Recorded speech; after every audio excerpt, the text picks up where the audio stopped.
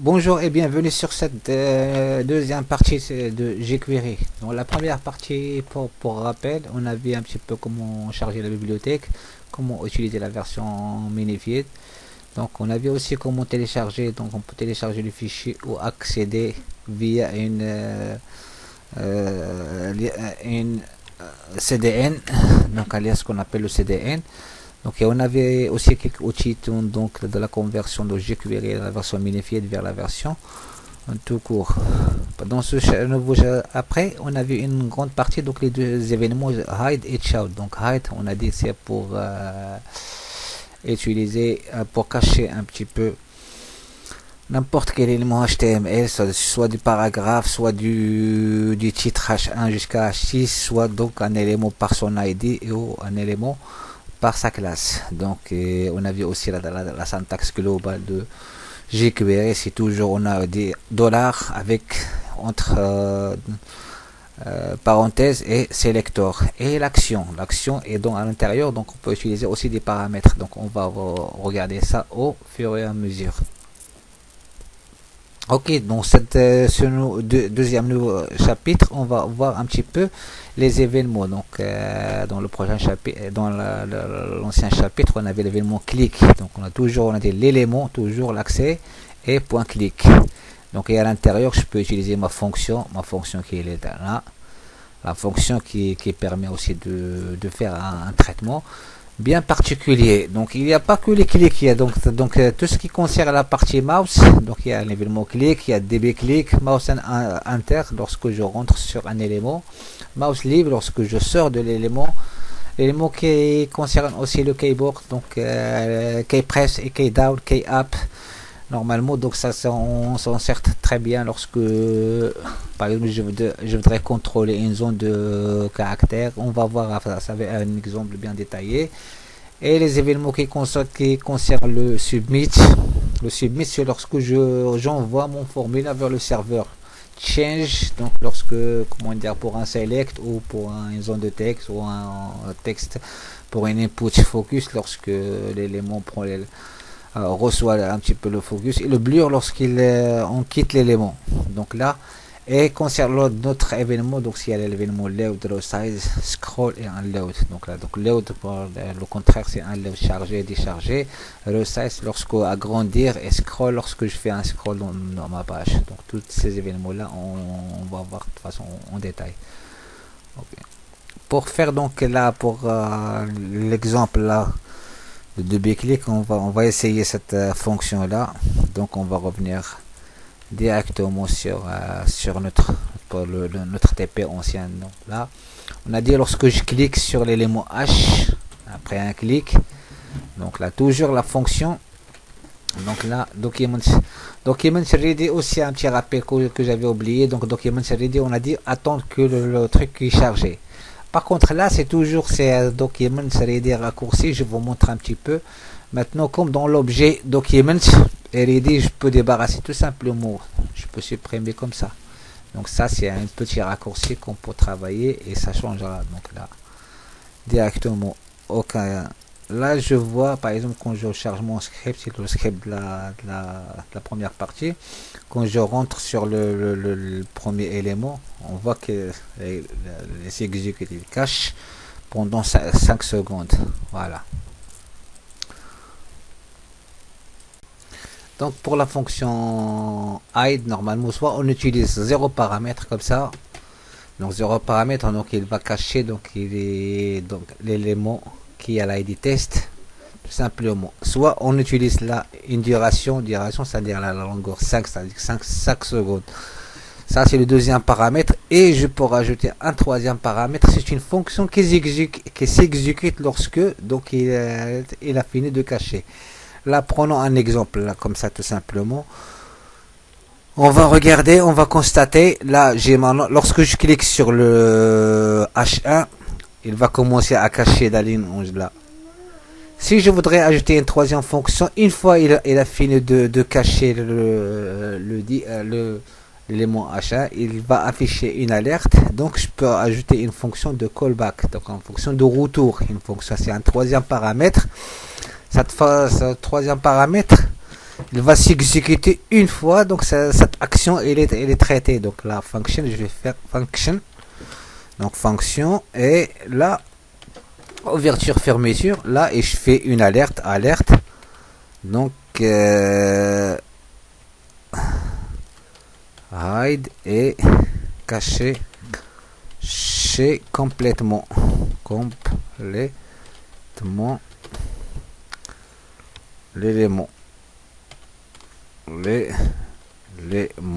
voilà. Donc là, puisque j'ai utilisé donc un instant, je peux utiliser une alerte là directement. Là, on va juste regarder un petit peu. Donc là, on a dit donc lorsque je clique sur ID test, donc ça, sur H1, l'élément H1, le titre, donc il va cacher l'élément pour duration 5 secondes. Mais une fois il est caché, donc il va exécuter une fonction. Voilà, donc de retour, c'est ce qu'on a fonction callback. On va essayer ce qu'on exécute. Je rafraîchis ma page, je rentre sur l'élément H1, je clique là et on voit le truc qui se cache. Et une fois il a caché, il va lancer donc une alerte avec ça. Donc ouais, qui est complètement en ligne. Ce qu'il faut retenir maintenant, c'est très simplement donc la fonction hide, c'est pareil que la fonction show. Donc hide c'est pour cacher, show pour afficher. De même, soit on utilise une seule paramètre, c'est la duration, c'est ce qu'on appelle la durée d'exécution. Là, la fonction la callback, la fonction de retour, c'est-à-dire la fonction, elle se lance une fois l'action est terminée. Voilà, donc de même, donc là, on a vu la fonction hide, je peux faire la même chose pour la fonction show. Donc là, donc je peux faire, comment dire, je peux là, si donc là, c'est comme dollar, donc id test, donc test, si je fais point show, donc show, là il va s'afficher, mais puisque là dans l'exécution on a l'élément déjà affiché, donc il se passera rien du tout. Donc la show, donc je peux exécuter par exemple dans 5 secondes, voilà, 5 secondes, je peux exécuter un callback aussi. Voilà. Et ce que je vais faire, donc là, je vais prendre l'élément. On a fait l'élément ID, donc ID. Je vais lui donner un style. Donc je vais cacher donc cet élément, puis je vais l'afficher. Donc là, pour faire ça, c'est tout simplement, je vais aller directement là. Je fais test.show. Donc je le cache au début. Donc là, je fais cache.hide. Hide. Voilà. Et pendant par exemple 5 secondes, et après tu vois, donc je vais réafficher, voilà, donc je rafraîchis la donc là je rentre, je clique, donc là il va cacher, voilà, pendant 5 secondes, et après il va réafficher.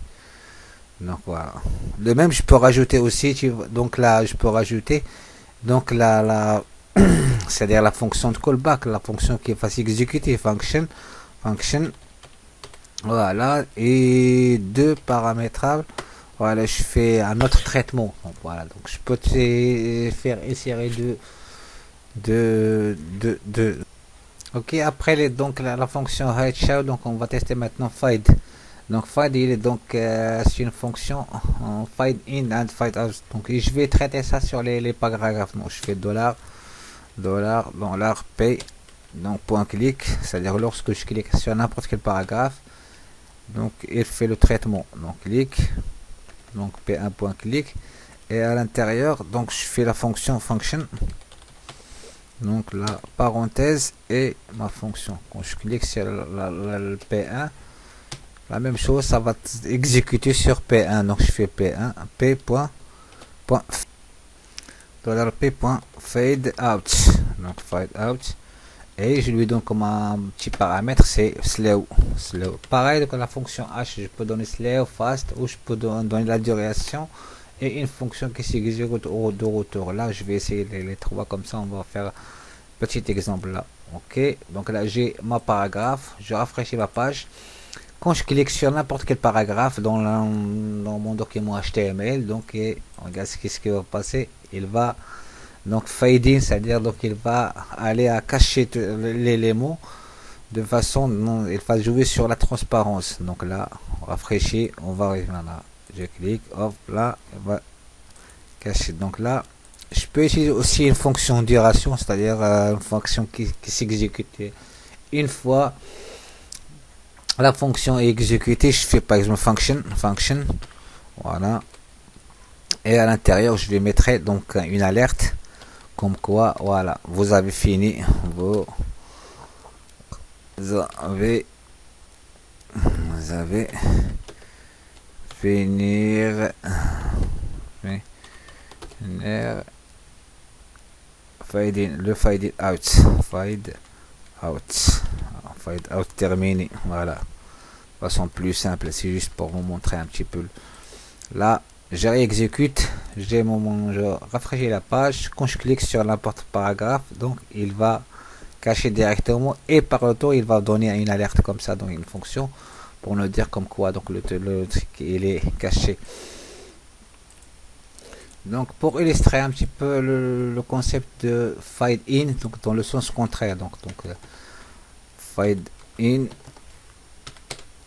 voilà, je fais in, là je fais quand je clique sur un H1, ce que je fais, donc je vais prendre, donc je vais déclarer une classe que je l'appelle caché, c'est-à-dire cette classe, je fais un display de point none. Donc là c'est ça sert, donc cette classe quand je l'applique à un paragraphe elle va la cacher, display n'est égal à none. Là donc quand j'y vais dans HTML, la classe cachée, j'ai donné classe cachée, qu'est-ce qu'il va faire? Donc cette deuxième paragraphe on va pas le voir, donc il n'y a pas de dire, mais lorsque je clique sur le H1, donc là je vais retirer cet exemple, H1 jQuery, c'est-à-dire lorsque je clique sur jQuery, donc là tout simplement qu'est-ce qui se passe? Donc il va s'afficher, donc en gros fade in, donc il va jouer sur l'opacité, donc il va aller de 0 jusqu'à 1, c'est-à-dire qu'il n'est pas affiché jusqu'à l'affichage, et fade out dans le sens contraire, donc au début il est affiché, il va diminuer la transparence jusqu'à qu'il va disparaître. On va le voir maintenant. Là lorsque je réexécute, on voit, donc là on voit la deuxième paragraphe, il est caché. Par contre quand je clique sur jQuery, là elle va faire un fade in avec un retour, donc là tu vois, donc là j'ai oublié de faire fade out, donc il faut la fonction de retour que je l'ai juste tout simplement fade in, c'est-à-dire le début l'élément il est caché, donc il va incrémenter un petit peu la transparence qu'il arrive à 1. Lorsqu'il est à 1, il est transparent. Donc là, je réexécute maintenant et on voit le concours. Très bien, alors là, on le voit pas. Quand je clique sur jQuery, donc là, il va afficher l'élément 1. Et la fonction de retour, là, de la même manière, c'est-à-dire ici toujours fade in, et comment dire, fade in, je fais le paramètre, je peux, si au lieu de cela, je peux utiliser la duration, par exemple sur 3 secondes, pendant 3 secondes, il va s'afficher, donc c'est de la même manière. Donc là, voilà, je clique, donc la duration, il va durer 3 secondes, voilà, pour afficher le truc. Ok, parfait.